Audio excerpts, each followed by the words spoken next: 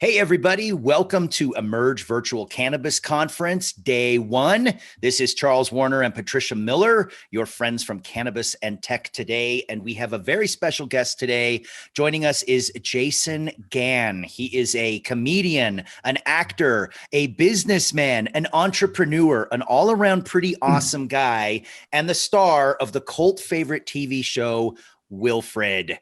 Jason, thanks for joining us on Day 1. How are you, my friend? I'm great, Chuck. Thanks for having me. Very excited to be here. Thanks, hi everyone, for coming to say hi and hear a few words from the dog man. The dog man. Well, one of the dog men. I mean, geez, Snoop's here today.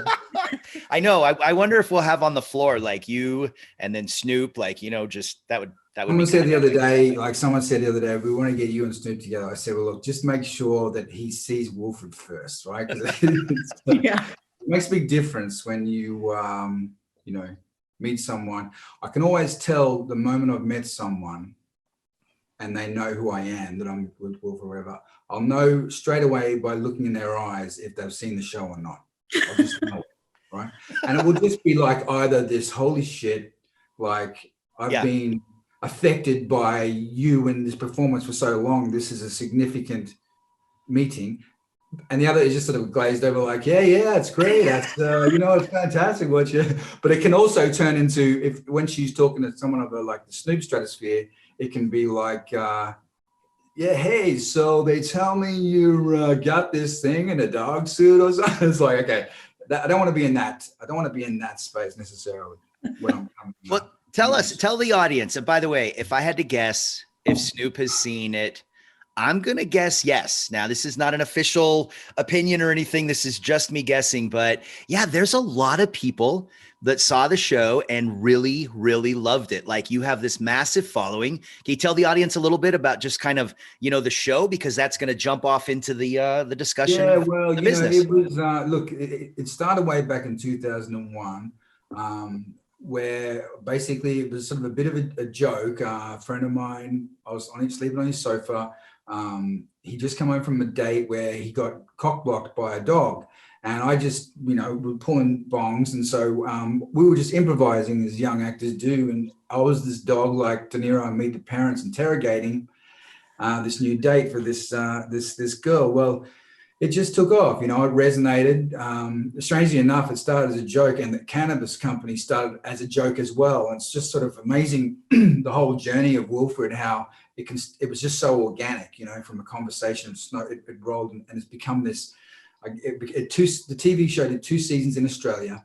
We brought it to America, and then we did 4 seasons in America with Elijah Wood as my co-star and Robin Williams as a guest actor, among many others. And then a couple of years after the show finished, after 4 seasons in America, I launched Wilfred Cannabis pre-rolls in California, and just recently Wilfred CBD smokes throughout all of the US. So it's morphed from this. I'm still doing like Wilfred stuff. This character's taken this almost 20-year evolution. And, it's just been such a, connection between the Wilfred character and fans, and people that it connects with. It's part of like really a community that I've tried to kind of bring in, and cannabis is at the heart of it, because, people have said to me, they describe Wilfred, the TV show, as a stoner comedy, and it is a stoner comedy. But when we made the short film, there was the term stoner comedy didn't exist. Like, we took 2001 or whatever. So I was never setting out to do anything that was part of certainly any genre that existed. And I was a stoner, and I've been a stoner for more than a quarter of a century. So it was just part of my life. So therefore it just kind of went into what I was producing. I think that really came through with the show. There was a genuine element to the stoner parts of it. It just felt very real and relatable.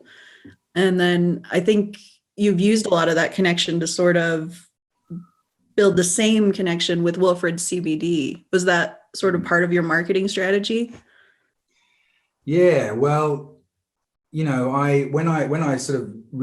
entering the market became a real thing, it was, I mean, most companies, you have your product and then you work out how you're going to market it.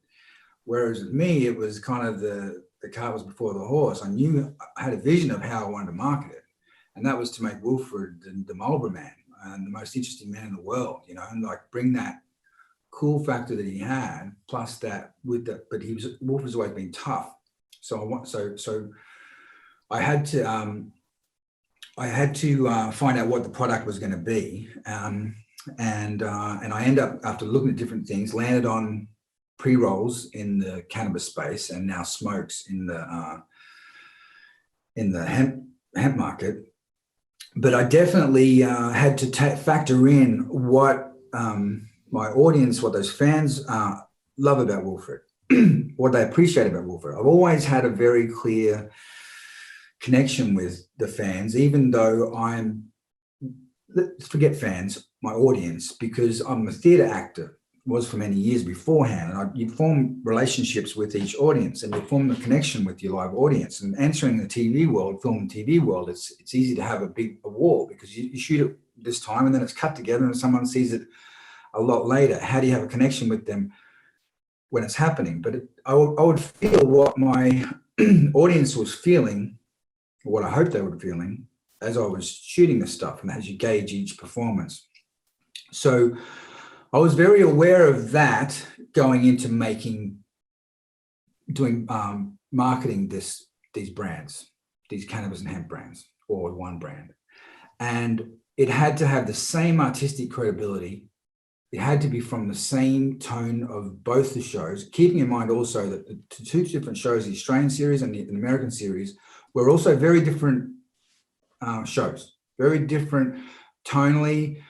Wilfred, the character, was shared similar core, but was very of an evolution. So I wanted this from the beginning to have an evolution with the same character, the same spirit of the character, but give him more life going off into this brand that takes itself seriously in one sense because it is a legitimate company, it's a legitimate product, but at the same time, we're dealing with cannabis, which is fun and should be fun and has a lightness about it. So Wilfred's got a seriousness, but a lightness that I think, I think there's a place for it in this market. Was he a straight shooter? Was Wilfred like a straight shooter? Yeah, definitely. Yeah. So he's trustworthy. I mean, you got him right there. He's going to tell you like it is. One of my lines is one of my log lines? What is it? The selling lines is Wilfred Cannabis, a high you can trust. I like that. You can trust it. You're going to get high from it. All right. I'm not going to be any more specific than that, but you can trust it. It'll get you high. Something I loved about the show is it was so creative and unusual. And I think you've been applying that to your marketing strategy for the brand as well.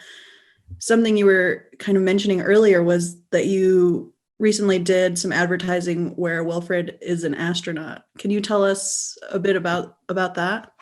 Yeah, I was thinking about it because I'm wearing the Wilfred's astronaut suit now. It was an idea. I've been an ancient astronaut theorist for many years. It's been a very big passion of mine. And so one of the things that I found in my love of cannabis and love of ancient astronaut theory was I discovered this African tribe called the Dovan Tribe, and their mythology, although I think that's not a fair description because it suggests that it's a myth or untrue, but their telling of the history of humanity was that we were brought here, we were created and designed and created, and that these extraterrestrials came from the Dogon star system, the Sirius star system, and they brought cannabis to Earth, and as a gift for humanity to evolve their consciousness, right? So it was a gift, and this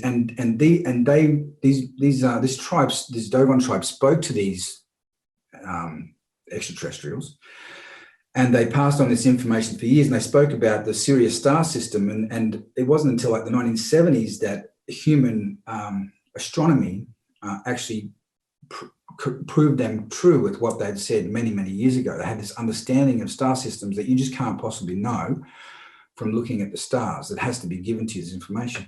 And some other things about the cannabis plant that was just very interesting about it, apparently not having any ancestors that they can find before they just sort of began here, similar to kind of humans just seeming to beginning here. And those sort of, wow. And there was something else about it too that was, I figured it might come back to me. So anyway, this story fascinates me, and at the same time, you know, I'm promoting the launch of the CBD things, and so I've got Wilfred. Basically, I'm kind of doing this kind of an ongoing marketing, but it's marketing video sort of narrative. Like, say, traditionally you can have a 30-second commercial for Coke. But why now? You know, it's not, these ads are never going to be on television, you know, like, and what, you know, the first instinct is to do a short ad, make it like, have that same sort of sting. But I just thought it'd be interesting as a marketing campaign to have this unfurling kind of this rolling out story, something with a narrative, and this dog space astronaut had landed on some planet similar to, you see, you know, the Planet of the Apes type thing. And that he's actually, we learn slowly that he's there, you know, socializing with, you know, riding on horses, you know, with a beautiful girl and native people. And he's, at the same time, he brings out some like box full of cannabis seeds. And it turns out that he's there on this kind of Johnny Appleseed type mission to bring, you know, cannabis to this planet, this distant galaxy. So even though that, that is the kind of fun that, you know, I'm having now when it comes to creative content that is at the same time, you know, marketing the brand. Well, and you've got a built-in audience, right? That is a community, and a community that is hungry for content, right? Like when you like something, or you like a show, or you like a character, when it's over, you're kind of bummed. And so you look forward to in the next season, you look forward to the sequel, you look forward to the Christmas special that's sure to bomb, you know, like you're looking forward to it. You can actually deliver that. And you can, you know, give the people what they want, so that you almost have like a built-in audience to roll out what you're doing with your business. That's smart, man. That's really good. It was either going to be, you know, it was crazy or genius, you know, you never know. I mean, all those you know, those fans and supporters aren't necessarily easy to access too, remember, because there's just so many restrictions with you know, you might have 800,000 followers on a social media site, but you put something out there and maybe 5,000 will see it. That's just the way it is. You can't read, it's hard to reach them. You know, you've got to generate stuff. You've got to put different type of content. You've got to get conversations going. You have to get people, you know, sharing and stuff like that. But definitely the people, each time I, you know, say something about it, new old fans just kind of go, what the fuck is this? What is happening? Like, is this real? You know, and then people jump and say, yeah, it's real. And, you know, so it is very exciting to have that. But someone the other day, is the best backhanded compliment I've ever had, I think, which I took it well. Like I took it as a real compliment. This guy just wrote, best use of a dead brand that I've ever seen. Oh my gosh. And I thought, but to your point about it being like, oh, normally a show something's over, and then it's like, oh, I wish I knew what was happening. And they're doing it. They did it recently in that Karate Kid show with the, you know, with Cobra Kai, you know, and I think a lot of people, it resonated with a lot of people to be able to say, holy shit, we can go back into this world and know a little bit more. We're never going to go back to then, but we can see what happened to those characters beyond that. So yeah, did you see Disney? You know, they just released, man, they are going hard in the paint with Star Wars, you know, prequels and everything like that. You know, they're giving the people what they want after the, you know, success of The Mandalorian. So you're right. There's more stories to be told, and the people are, they're hungry for it. Well, the story here, that's for sure. I mean, even the story of me getting from where I've come to here for Wilfred even being a television show in America is already ridiculous. I mean, Robin Williams thing, you know, I mean, I wasn't going to do Wilfred here. I created a show in Australia, and I had another show that I did in Australia with a human character that we were going to go out with in America. And so, yeah, then I didn't want to do Wilfred again. And my then manager, producing partner called me up. He said, look, I know you don't want to play Wilfred again. I said, I'm not getting that fucking dog suit again. And he said, hear me out. He said, I think this could be your Mork and Mindy. He said, like, you know, Robin Williams and the alien, everyone's going to remember the dog. He said, even if the show's not a hit, you'll be able to walk into any meeting in Hollywood. And I went, well, Mork and Mindy was my favorite show as a kid. I said, if you do it, if you can sell it, I'll do it. We sold it and I did it. We were just finishing writing season 2, and Elijah emailed me and said that he's with Robin Williams promoting Happy Feet 2, and that Robin and his wife are huge fans of the show, and that he'd be interested in playing a guest role, which he did. And it was his first television acting appearance since Mork and Mindy. Wow. Whoa, full circle. So, yeah, it was, for me, it was a total full circle. And here was I being like, you know, validating away. It was surreal. You know, it was just real experience to work with him, get friends with him, but also have him be a fan of the character in the show in such a way. So even that was like massive, you know, but then and Wilfred Cannabis and CBD Hemp is very unique to, you know, most celebrity cannabis brands in that, you know, it's a character, and that they're, you know, it's not a straight up human. Yeah, and I'm the CEO of the company, you know, like I couldn't be more hands-on. You couldn't be more hands-on than I am, you know. That's like what I wanted to ask. How involved are you with, you know, the business and the different layers? It hasn't always been by choice. But when I went into it, I had this idea that it would be a bit more like someone's going to take over this. They're going to do all the stuff, and I'll put the name and face to it and do some content and fun.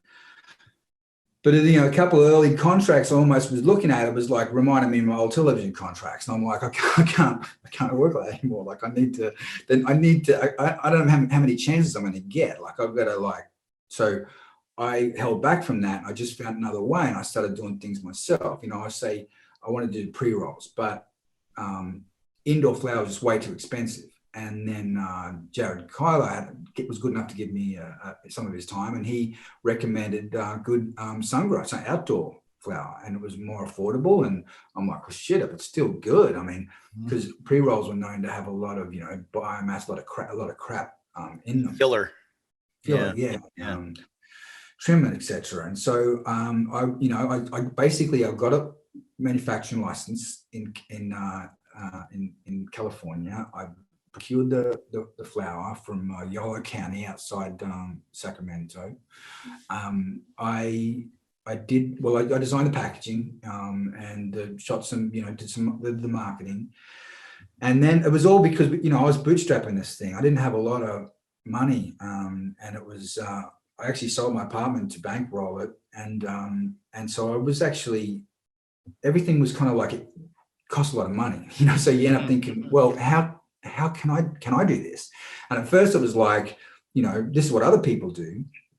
In my television world, it'd be like I'd walk around and look at the people doing the books. Oh, and this is Jack, and he does our finances, and I'm like, oh wow. And they're like, yeah, what you do is amazing. I'm like, dude, what you do is amazing. Like, this is easy. You. And then all of a sudden, like, I'm like thinking that what every other normal job people had was just like, wow, I couldn't do that. And I was having to discover I can do it, right? Okay, so I can budget. You know, I'm pretty good with math, and I ended up become a salesman, you know. Then I was actually wore the Wilfred Cannabis t-shirt, and I'd go from dispensary to dispensary, like trying to sell my fucking brand. So I couldn't have the money for a sales team. I didn't have any money, you know, I was just bootstrapping, as I say. I was trying to build up, you know, this momentum.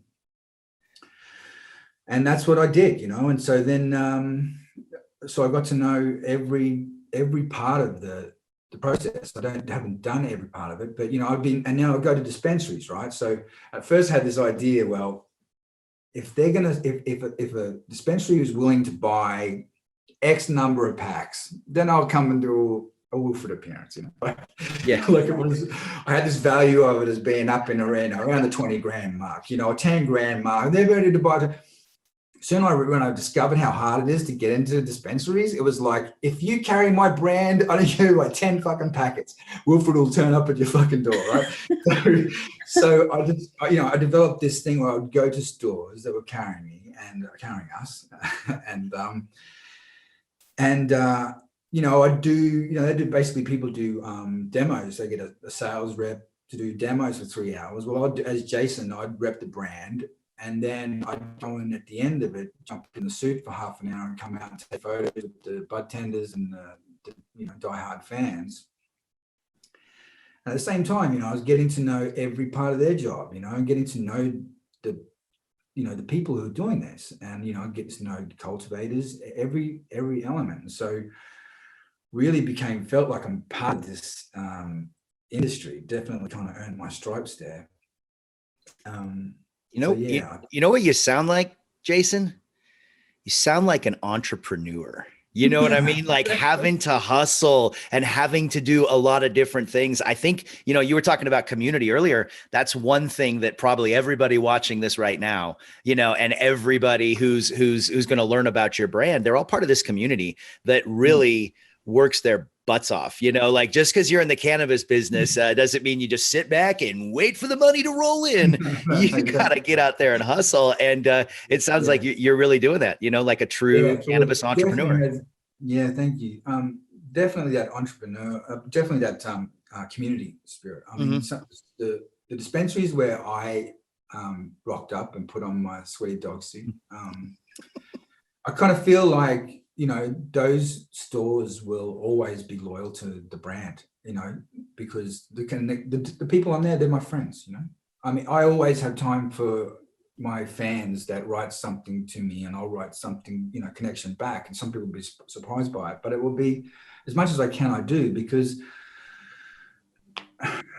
it's theirs as well, you know what I mean? Like, it's not a Picasso painting wasn't anything until it was appreciated, and so they're every part of it, much as the process. But when you go into someone's store and you do something like that for them, you got a friend for life. So, but talking about the entrepreneurial element of it, a lot of that is pivoting as well. There's been many obstacles, and for me, and recently the CBD smokes was a pivot as well. I mean, it's hard.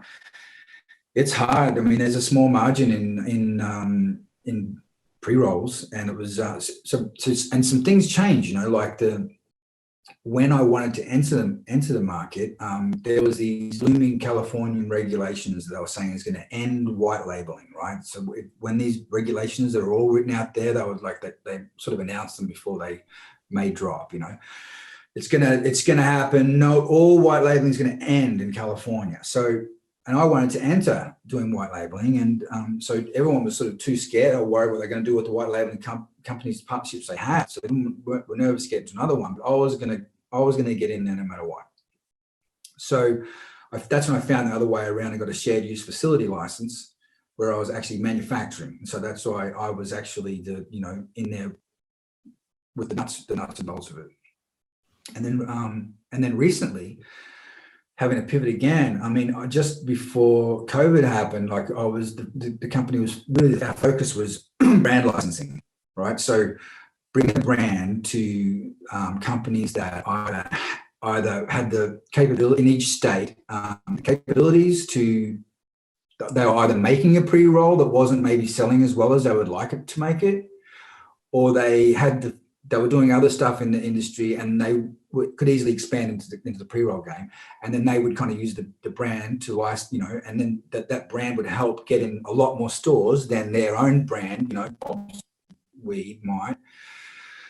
And that was looking really good. And we are still entering Oregon in January, which was a long time getting that together. But there was another 3 or 4 states that we had contracts that were already back and forward. And once COVID happened, that kind of went on ice, because everyone was just going, how am I going to protect what I've got, rather than we expand into some new adventure.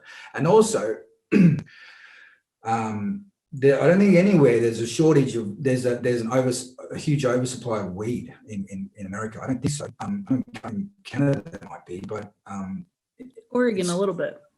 Yeah, we're Oregon, overachievers, Jason. yeah. Well, it's kind of like the climate kind of changes again as far as like do people need a brand attack to sell their weed when really if there's an undersupply of weed, they don't, so that meant that the brand, we just took a step back from the brand licensing a little bit right now, and are entering the hemp CBD market with the smokes right now, and we hope to enter in the coming months the pet CBD market as well, and being able to have something that's actually available online and shipping to most US states is like, after what I've been doing for the past couple of years, just trying to fight and hustle just for a little tiny bit of margin, suddenly it's like, and you're in control of it, there's not like 8 people in between. It's like you've got a supplier, cultivator supplier, a fulfillment center, and then your own shop, your own business, which is connected to the marketing. So suddenly you're in control of something as much as you can be, a lot more control than I have been for the past few years anyway. So it's kind of like, how much work am I willing to do? I'm actually seeing the results, That makes sense. Yeah, but that, it's been challenging. We've had a couple of run like our third, just going to working with our third partner in California now, and it's some bumpy. There's been a couple of times where suppliers had to stop, which is in business the last thing you ever want. You never want people to be already coming to you, and then supply suddenly stops, and then have to come back and say, hey, we're back again. You don't want that, right? Yeah. Anyone knows that. Sorry about that. Sorry. It's the last thing that I knew that, I tried to avoid it, but couldn't avoid it. Yeah. But that's where that loyalty comes back, has thankfully, from what I mentioned, because these stores that have spoken to me, I've given them my time, I've given them my energy and care, and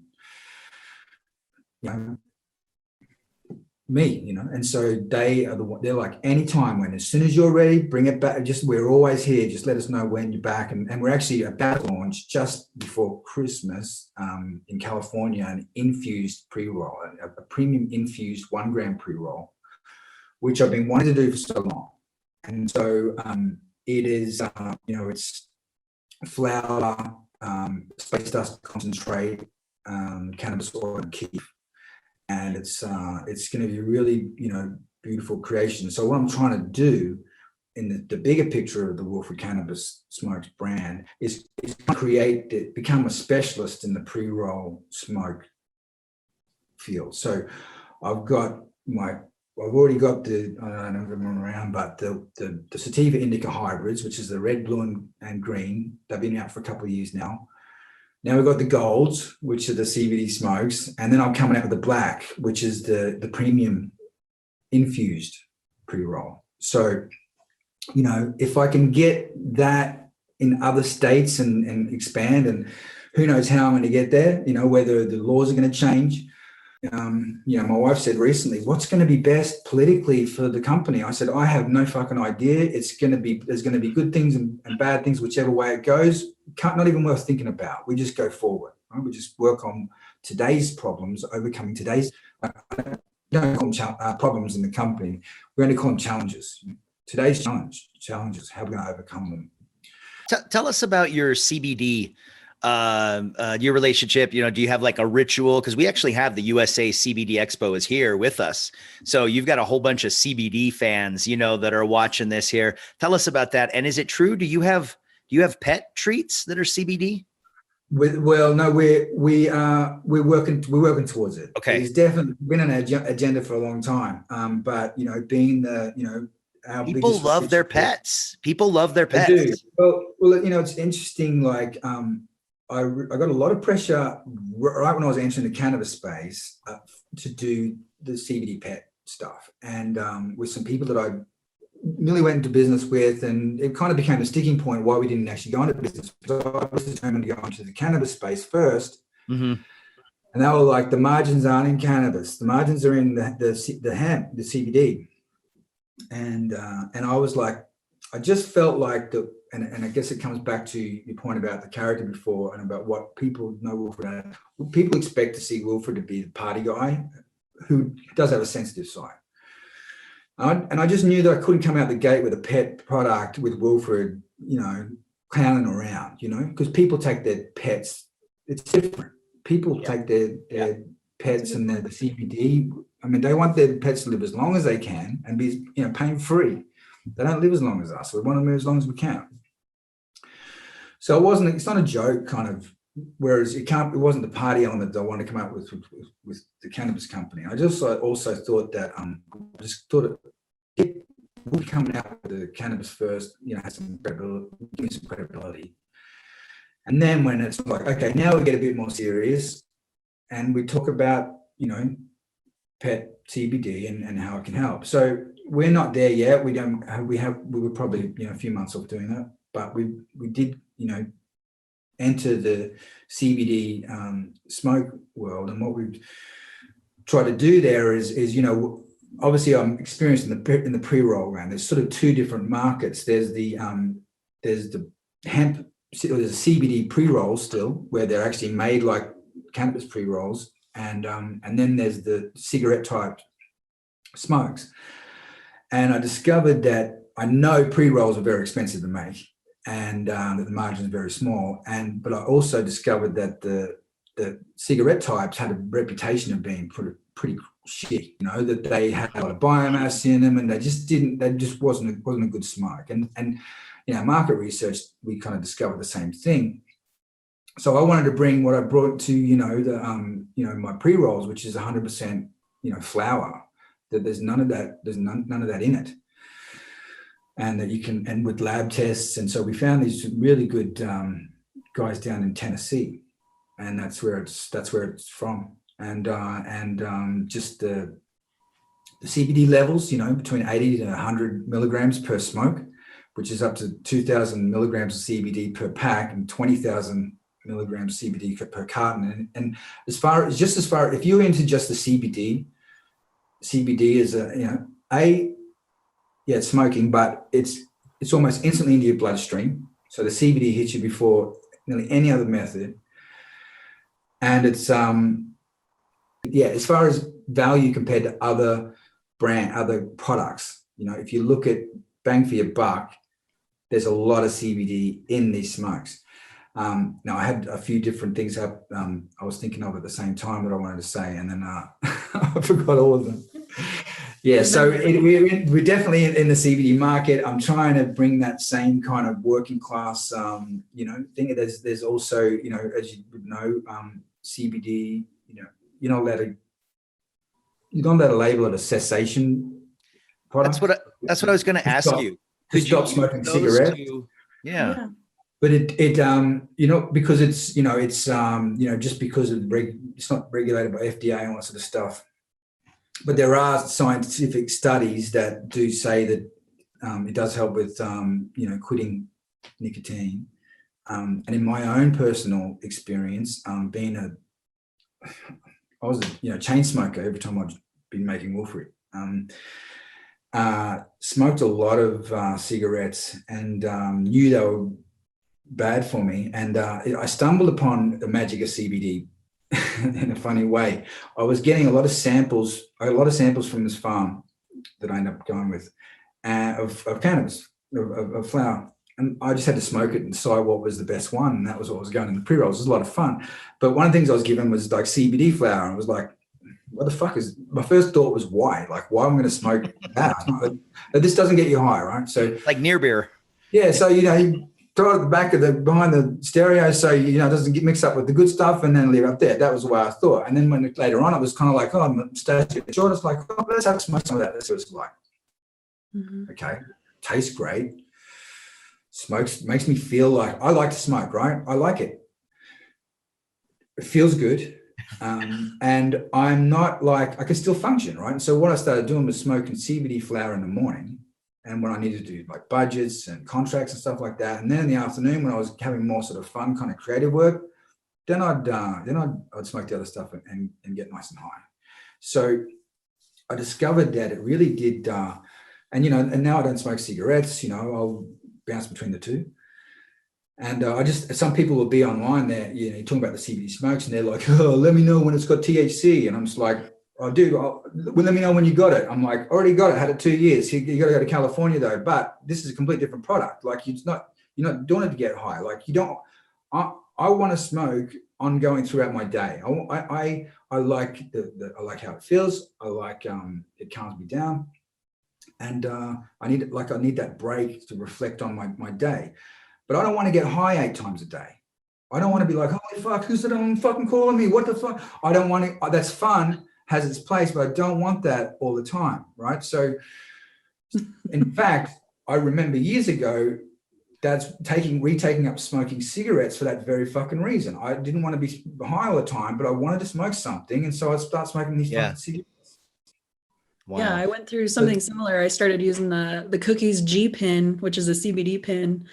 And I'd quit smoking, but sometimes I'd get stressed out like during deadlines, and I'd pick up that little G pin, and it was just like a way to kind of calm that voice in your back of your head that's like, a cigarette would really mellow you out, And you're like, no, I know it wouldn't. It actually like raises your blood pressure and makes things worse.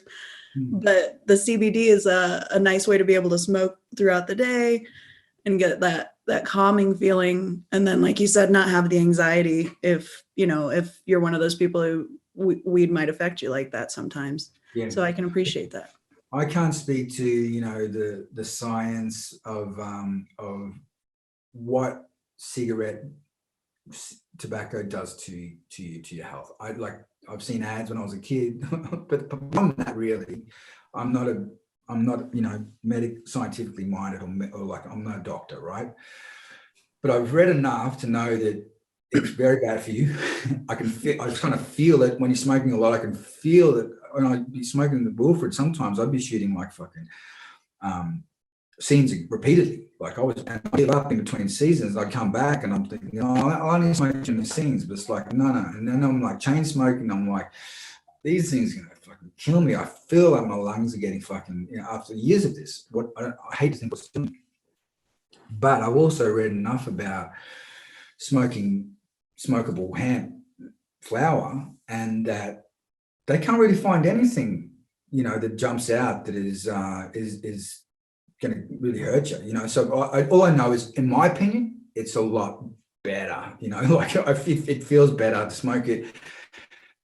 So that's just me. And so we're just trying to do a product that other people might feel the same. And people have been responding. Like I was screen shooting a bunch today because, like some of the comments I'm getting back since it's just been out this past week are people like, holy shit, this is a game changer.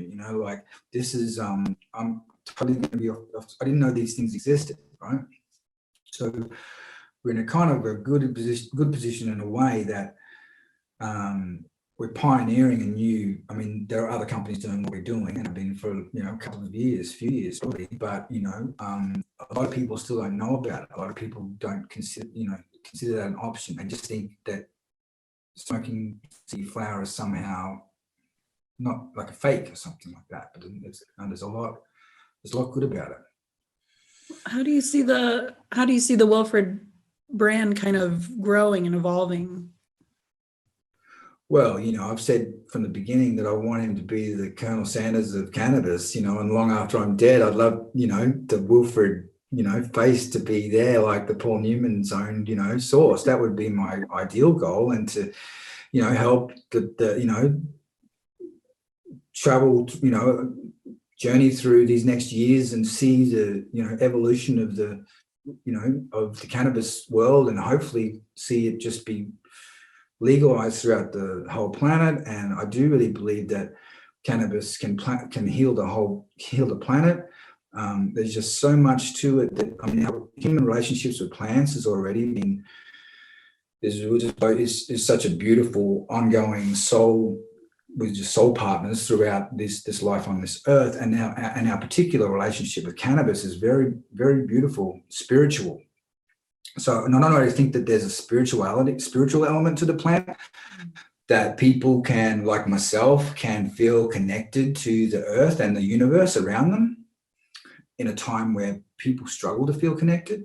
Mm-hmm.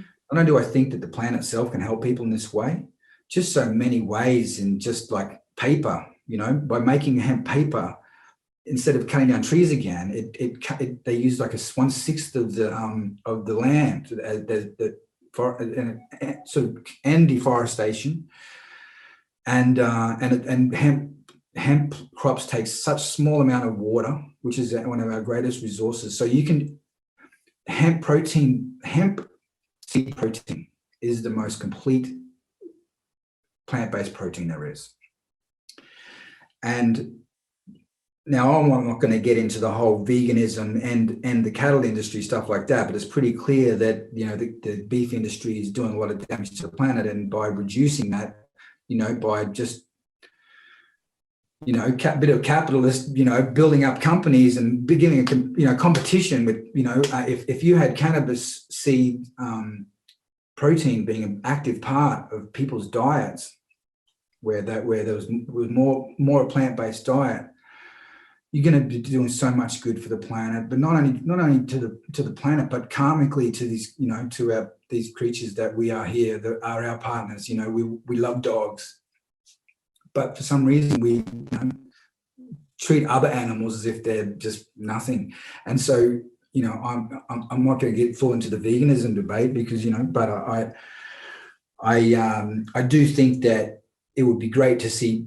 I know that my diet is mostly, plant-based now, and I sort of my conscious has a problem with, just thoughtlessly slaughtering animals.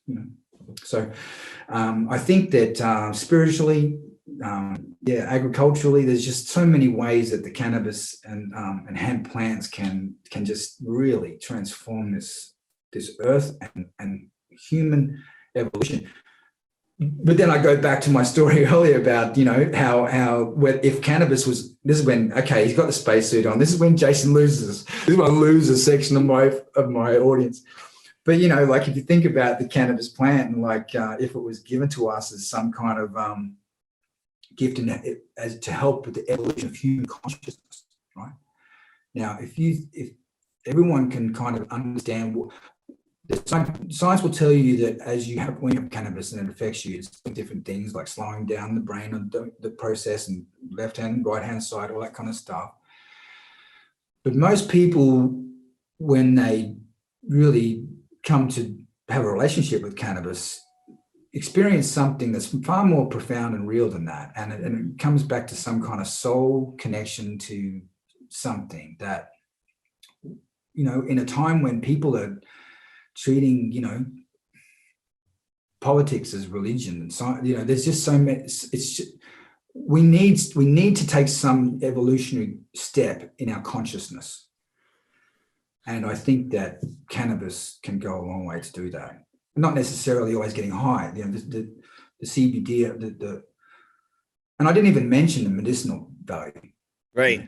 Every single day. I mean, come on, Yes. it's such a miracle plant. It's kind of like the biggest no-brainer in the history of no-brainers. I mean, not to use hyperbole, but it really feels like it. And I think everybody that's part of this community gets it. And it's slowly but surely it's getting out, and more people are understanding, more legalization everywhere. It looks like Mexico, that would be a pretty huge market. I think I saw Israel, so yeah, I mean, it's going to continue. And I think hemp is going to just really, really make us a lot more sustainable and smarter. It is. It's not an industry that's getting smaller, but it needs to happen faster because people are suffering unnecessarily. Yeah. I mean, in Australia, people think Australia's from the outside, must be a pretty laid back country, but when it comes to cannabis laws, they're draconian, and they're attached to these old UN laws that were kind of got by de facto of the American prohibition that happened for whatever reason. It's only 80 years ago, not very long ago, but it's just like it's all over because of that. And a very good friend of mine, one of my best friends, died of a cancer in Melbourne, and I was on the phone with him every day, and he was trying to get medical cannabis brought down from Queensland, and it took him weeks and weeks, and the hoops he had to jump through for him to access that. And by the time he got it, it did little good. You know, I mean, it was never going to save his life. He had terminal cancer, but it would have helped with, you know, we think it would have helped him with his pain. Mm-hmm. Very frustrating for me at the time, living in California and knowing I could walk down the street and buy it. Yeah. And then take it home. And in Australia, he had to suffer in such a way. So, you know, we know it's just going to slowly happen, and eventually everyone will, and the different parliaments and the different governments will, you know, to and fro. But it needs to be. I mean, I know there's a lot going on. There's a lot of people trying to change a lot of things. So cannabis, I understand, isn't on the priority list, but it's still very important. And we do need to do. There needs to be something for that shift of consciousness to happen, as well as those medical breakthroughs, and as well as the helping heal the planet. We need active change. America is at the forefront of it. I mean, it's really incredible to be doing what we're doing. It's incredible that I got to launch that cannabis company in California. I mean, I would never have dreamed of that. Mm-hmm. So it really is a exciting time to be part of that industry. But it's also, you know, it's pretty chaotic, and you guys know. I mean, it's, you know, you guys are pivoting now at this event. You know, like. Yeah. Absolutely. I mean, you Amazing. you got to be resourceful in this industry. And, you know, like we talked about earlier, there's a lot of hard work that goes into it. You know, it's not just sit back and wait for the phone to ring, you know, for most of the people in this business, it's a lot of obstacles and coming through. And I think it's really cool, this whole conversation, how we sort of covered the gamut, you know, from the branding and the business, you know, to the CBD, you know, to the pet angle, you know, to the plant as a whole, hemp. I mean, medical benefits, there really is a tremendous story here. And it's super cool to see, you know, how you've jumped in, Jason, and not just as a, you know, not just as a face, you're not just a front man, you know, you're really in the biz, and that's really cool to see. Yeah. Awesome. Yeah. There's no getting out now. Right? No turning back, dude. You can't put the toothpaste back in the tube. It's amazing. It's amazing. You know, I'm grateful for it every day. You know, it's, well, let's let the audience know, where can they get a hold of your products? Where should they follow you online? Well, if you're in the US, you know, we've got the Wilfred CBD smokes. That's at wilfredcbd.com. And that's where the pet CBD will be too. So you jump on the mailing list there, even if we've got, you know, we're going to be rolling out new products, and you jump on the mailing list, and then we'll send you stuff. You know, I'm making like really cool Wilfred content all the time, and you can see that at Wilfred on Instagram. We also have wilfredcannabis.com, which is the California and Oregon site, and that can lead you to where, you know, the dispensaries that carry us. And there's content on there as well.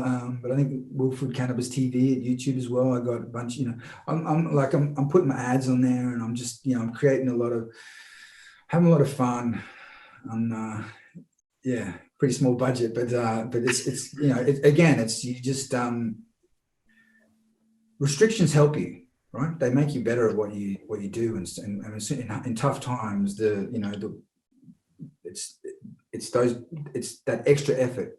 It's how you think you're going to overcome a challenge. I mean, I want to do an ad where Wilfred's, you know, riding a horse around, and I still will, but I don't have. It's just not practical right now, you know. Like, so, you know, I got Wilfred on a really awesome beach instead, and you know, climbing over some really cool rocks in an astronaut jumpsuit, you know, and creating a mood tone.